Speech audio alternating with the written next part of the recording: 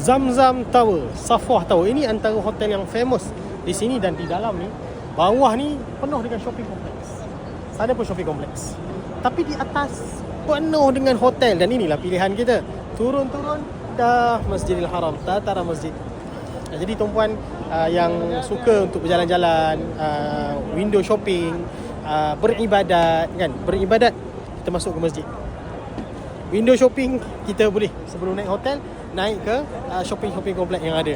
Memang best, insya-Allah taala. Bermacam-macam makanan pun, bermacam-macam jenis makanan. Sebab tu tuan-tuan datang, insya-Allah taala, pilih Mursyid Al-Haramain Terbentus. Kita nak bantu tuan-puan package yang menarik. Kita ada package hotel depan, kita juga ada hotel-hotel di belakang, mengikut kemampuan dan mengikut harga masing-masing, insya-Allah taala. So tuan-puan, Zamzam Tower. Moga-moga Allah murahkan rezeki tuan-puan untuk sampai ke sini juga, insya-Allah taala. Amin amin ya rabbal alamin. Sebut amin tuan-puan.